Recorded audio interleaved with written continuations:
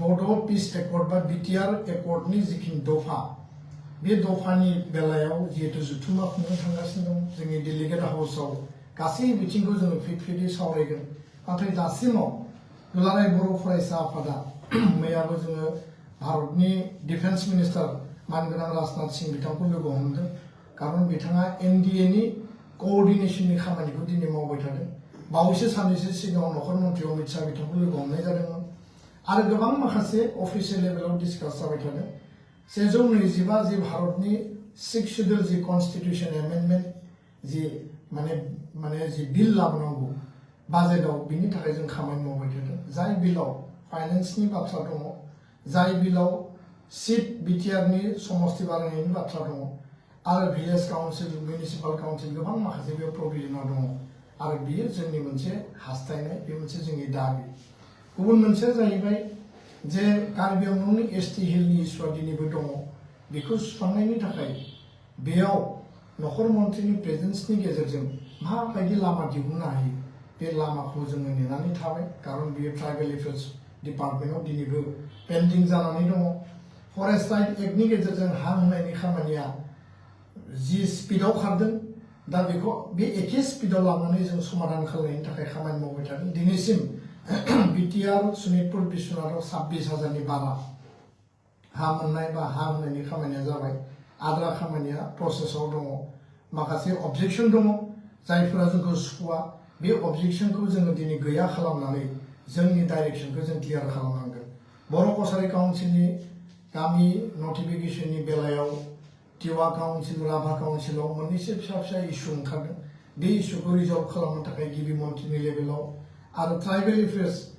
माने रनस पेगुनि लेभेलाव बेखौ सावरायबाय थानाय जादों मिजिंथियो बे नैबे समसिमनि गेजेरावनो बे जेंनाया सुस्रांजागोन होननानै जोंहाबो मिजिं दङ मार्च एप्रिलनि गेजेराव आरो बेखायनो जोङो इउबिपिअ एबसु बर' कसारी काउन्सिल बिटिआर काउन्सिल आरो welfare of Bodoland department Urkhao गोरा ब्रह्म बिथांनि नेतृत्वआव रनस पेगु बिथांमोननि नेतृत्वआव बे खामानिया सोलिगासिनो दङ गुबुन फारसेथिं जोंनि जि गामि सोसननाय गामि थिसननाय दासिम 60खान गामिखौ सोनाय जाबाय दा आल्टिमेटलि गामिखौ सोजोबनांगौनि थाखाय मानगोनां गिबि मन्थ्रिया जि दायित्व होदोंमोन बे दायित्व होनाय बायदियै पीयूष हाजरिका बिथांनो बे गामिनि लिस्टखौ जोङो होनाय जाबाय गासै गामिनि लिस्टखौ आरो मिजिंथिदों मोजां माने थासारिनि गेजेराव खोब खम समनि गेजेराव एनादार आरो गामि सोसनबावनांगौनि लिस्टआ तयार जागोन होननानै जोंहा मोनसे बिश्वास आरो फोथायनाय दङ स्कुल प्रभिन्सियेलाइजेसननि थाखाय गिबि मन्थ्रिया सोलोंथाइ मन्थ्रि डक्टर रनस पेगुखौ दायित्व होदोंमोन बेबायदियै बिटिआरनि स्कुल बर' कसारी काउन्सिल ओनसोलाव गोलैनाय स्कुल आसामनि आरो कार्बि आंलंनि गासै स्कुलनि लिस्टखौ जोङो तथ्यखौ जमा होनाय जाबाय आरो बिनि लेभेलाव डिसकासनाबो सोलिगासिनो दङ स्कुल प्रभिन्सियेलाइजेसना जोंनि मेजर इस्यु गामि थिसननांगौआ जोंनि मेजर इस्यु आरो 125आ जोंनि मेजर इस्यु बेजों लोगोसे बारग' एनडिबिफोरनि जि रिहेबिलिटेसन 4,203 अलरेडि बेखिनिया मोनबाय आरो गाबोनो जोङो खाफाल मोजां होननानै बुंनांगोन जे लास्ट फेज बे लास्ट फेजनि बेलायाव 6-7 मार्टियार फेमिलिनि बेलायाव दाख्लैबावै 197खौ होबावनाय जाबाय दा बेयाव 636 दासिम माने नेक्स्ट अफ किन जे मुंख्लं नखरनो माने एक्सग्रेसिया होनायनि खामानिया कमप्लिट जाबाय केस उइथड्रलनि भेरिफिकेशना सोलिगासिनो दङ 263 आव उइथड्र जाबाय एडिशनेल भेरिफिकेशन सोलिगासिनो दङ खाफाल मोजां भुटाननिफ्राय दासिम 8 जन बारग' एनडिबि बिथांमोनखौ बयनिबो नाजानायजों आसाम सरकार बिटिआर काउन्सिल बारग' एनडिबि एबसु बयनिबो नाजानायजों जों लाबोनो हाबाय लोगोसेनो एनआइएआव 7 बिथांमोननि बेल मोननाय जादों नाथाय 2आ गुबुनाव केस दंबावोखाय बिथांमोनखौ जोङो लाबोनो हायाखै नाथाय 2खौ जोङो बिथांमोनखौ बेल मोननो हानाय जाबाय आसाम पुलिसनि नैबे रिक्रुटमेन्टनि दा रिजाल्ट ओंखारगासिनो दङ बेयाव 2% एक्स एनडिबिनि थाखाय रिजार्भेसन होनाय जादोंमोन बे 2%खौ बेसेबां जोङो बेयाव मोननो हादों बे रिजाल्टआ ओंखारब्लासो जों बयबो मिथिसिगोन दा बेखायनो बे रिजार्भेसननि खामानिया सोलिदों डिफेन्स मिनिस्टार राजनाथ सिंहखौ जों लोगो मोननायाव बिथांखौ खावलायदों जे डाइरेक्ट रिक्रुटमेन्टआव जे आर्मी पारामिलिटारिनि खोथा दङमोन 10.2 बेखौ कारजकरि खालामनो थाखाय जों खावलायनाय जादों आरो जोबथारनायाव जि 1500 कोटी सेंट्रेल आरो स्टेटनि जि पेकेज दंमोन 750 बे माने पेकेजनि बेलायाव खामानि मावनो गोनाङा सरकारनि आरो सरकारा बेखौ काउन्सिल स्टेट सेन्टार मावगासिनो दङ दुलाराय बर' फरायसा आफादनि खामानिया जाबाय प्रेसार होनाय दा बेखायनो सेन्ट्रेल गभर्नमेन्टनि प्रजेक्ट डनारनि गेजेरजों स्टेट गभर्नमेन्टनि प्रजेक्ट आसाम सरकारनि गेजेरजों बेखौ रिलिज खालामनाय बिनि फाइनान्सियेल ग्रान्ट होनायनि प्रक्रिया माखासे जालांबाय माखासे जाबावनांगौ दङ दा बेखायनो जों खावलायदों जे 2025 नि नैबे समावनो मैक्सिमाम बे जेंनाफोरखौ जों सुस्रांनायनि गेजेरजों बर' हारिनि जि मोनसे ग्रेट एस्पिरेशन दङमोन बे एस्पिरेशनखौ जोङो मोजाङै मावफुंनानै लानांगोन आरो बे बेलायाव नैबे बाजेट सेसननि गेजेराव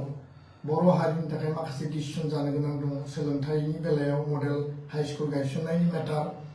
बड'लेण्ड इउनिभार्सिटी उदालगुरि केम्पास गायसननायनि बा बेखौ ग्रान्ट होनायनि जि मेटार अलरेडि केम्पासनि माने इनफ्रास्ट्राक्चार डेभेलपमेन्टआ सोलिगासिनो दङ आरो नैबे जि जुथुमा बे जुथुमाया जिहेतु दतमायाव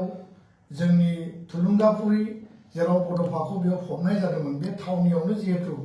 खाथियावनो जोङो लानाय जादों दा बड'फानि मुङै जोङो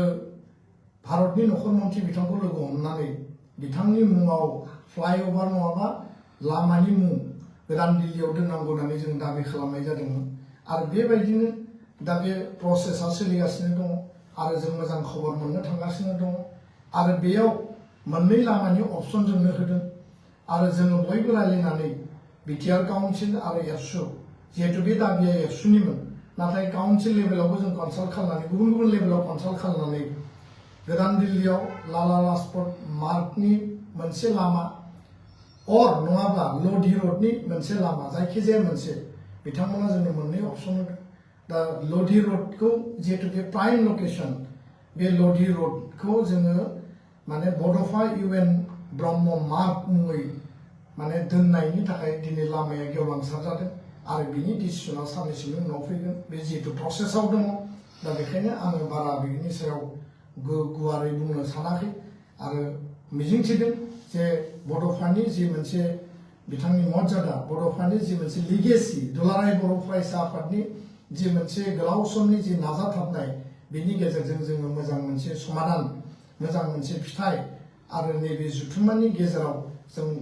गोबांथार माखासे मेटारफोरनि जों सलुसन मोनगोन होननानै जों मिजिंथिबाय गासैबो जोंनि डेलिगेट्सफ्रा सावरायगोन जोंनि अबजार्भारफ्रा बाहागो लागोन आरो बर' हारिनि आइ आफा जिखि कर्नाराव थाया मानो 14 तारिखनि हाबाफारि सोलोंथाइनि 15 माने मार्चनि हाबाफारि जोंनि आगुन दैदेनगिरि आरो दल संगठननि हाबाफारि आरो 16 मार्चआव जे जोंहा अपेन सेसन जेराव 2 लाख मानसिया बाहागो लागोन बयखौबो लोब लोब फैनानै आं बाहागो लाफैनो थाखाय खावलायबाय बेखिनि खोथाखौनो बुंनानै आं दिनै फेसबुक लाइभनिफ्राय बिदाय लाबाय गोजोन्थों खुलुमबाय।